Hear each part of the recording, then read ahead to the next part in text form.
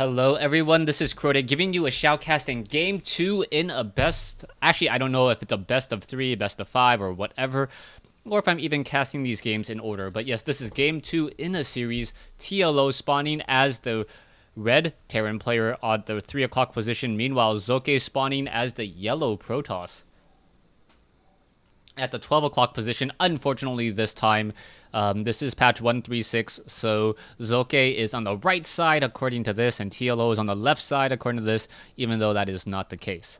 Now, Terran versus Protoss, this is going to be close by air spawns, so a lot of very interesting things can happen and can go down on this particular map. Because of the close air spawns, you can do a lot of Banshee harassment as a Terran player, or you could perhaps even try to open up with some Reaper harassments. It is just a very close jump down this cliff and up this cliff into your opponent's base. We'll see what Socke tries to do. Socke is, in fact, building rather close to home this time around with this pylon over here. We'll see if he does do a little bit of scouting as well. His scouting is a little bit delayed compared to his game on Sakura's Plateau, but a really well-played game by Socke on Sakura's Plateau. He really was able to analyze, and after scouting out his opponent, TLO had fast expanded at the relatively or very, very quick mark, around the 6-minute mark. He knew that he could have a very small window attack. He did it with just one Colossus, and before there were any Vikings or any Marauders really out in the field, he was able to deal a lot of damage. You can see TLO's SCV and the probe are passing each other. They will be able to scout out each other very, very quickly. TLO should be upgrading to an orbital command in just a moment. This SCV has his work cut out for him, as the barracks is already completed and now able to sneak away and sneak by. SCVs, however, taking a little or dealing a little bit of damage to this one particular probe before the probe is now going to try to get back and deal a little bit more damage to this SCV, but that SCV will be able to just move around the map here. Meanwhile, taking a look at TLO has opted, or sorry, I'm looking at what TLO is scouting. Socke has opted to go for a cybernetics core after this pylon here. The pylon in a very nice position will be able to catch any incoming Banshees or any units of that sort. And now TLO wanted to make sure that he scouted out his opponent's pylon.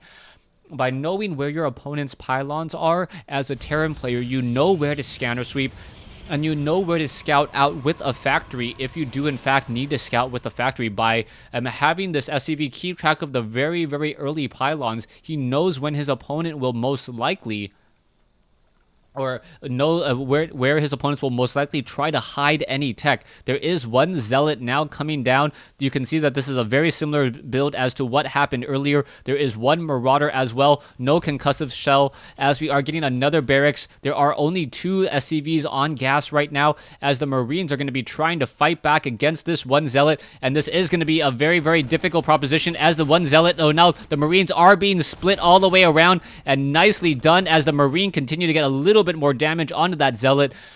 Zealot taking 25 points of damage. Meanwhile, the Marine, I believe, taking 18. And now in comes a Stalker. So the Stalker now coming in. I believe this one Marine is going to back off just in time.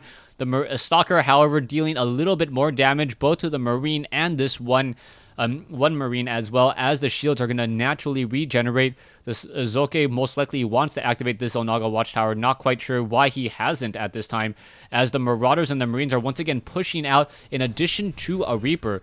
The Stalker is going to see the Marauder and the Marine now making its way off to the center. You can see that the Reaper going to take control of the Onaga Tower there, as a probe going to run around the ramp and map. And will he see that other Reaper or other probe? No, he does not, and does not scout this out. That is a horrible, horrible loss, as Socke may be able to set up a proxy pylon and do some very interesting shenanigans in this matchup. More Marines are still being trained. Yes, it is that standard build, 1 barracks with a tech lab, 2 without. At some point, I believe another tech lab will be added here, a reactor will be added here, or vice versa, so he will be able to double his production overall as more supply depots are being built as well. TLO nowhere near being supply locked, having a lot of food cap to work with, as this Reaper now attempting to take down these destructible rocks. A very interesting strategy, as we now see that proxy pylon coming into play. TLO is opting to go for a third command center as well, so we'll see how much damage he'll be able to do, or how much of an economy he'll be able to really build off of this. TLO really opting for that fast expansion, once again expanding before the 8-minute mark. Perhaps something that he learned while playing Zerg a couple months back. There is that reactor. There are those 2 tech labs that I mentioned earlier. We should be getting the concussive shell or the combat shield as soon as it is available, as that is a very important research for those Marauders to have. More Marines should be added, as now this probe going to perhaps be setting up another proxy pylon down here, and Socke really has his work cut out for him. He will have 1 very forward position pylon followed by 2 additional pylons as backup, just in case he needs to reinforce, and the 1 pylon was destroyed. Taking a look at the army now, a lot of sentries, sentries, stalkers, and zealots. Those sentries are going to be very powerful against those Marines, as the Marines' damage will be reduced from 5 down to 3. When you couple in the natural armor, an SCV now trying to push its way in, a zealot and 2 additional stalkers are warping in as well. The probe has not yet warped in a pylon down over here, perhaps waiting just a little while longer as this destructible rock's about to get destroyed. This set of destructible rocks will be destroyed as well, and as soon as this set of rocks is destroyed, perhaps he will start working down this set of rocks as well. You can see now Socke having a very large army, and I do not believe that TLO is going to be ready for this almost a very devastating attack. That is a lot of units. Stalkers are going to be able to deal a lot of damage from that range. Zealots are going to be warping in, as a pylon is now down over here. TLO does spot this, and this is going to be a very hard proposition. Force fields are now already coming in, and this is going to be very difficult for those SCVs to try to repair, and Socke just gonna be able to attack move straight into this position off of a 1 base pressure that is gonna simply overwhelm TLO. So TLO now in a very defensive posture. We'll see in just a moment whether or not he's gonna be able to fight back with the stalkers just pushing up that ramp, and there you go. A very effective push. You can see the number of gateways, 5 gateways, perhaps even 6 in just a moment, as the army is just reinforcing way too quickly. TLO bringing off some SCVs, but this is not looking good at all. And Socke, once again, just simply walking into the base, attack moving with a very large number, and TLO not having enough defense at all.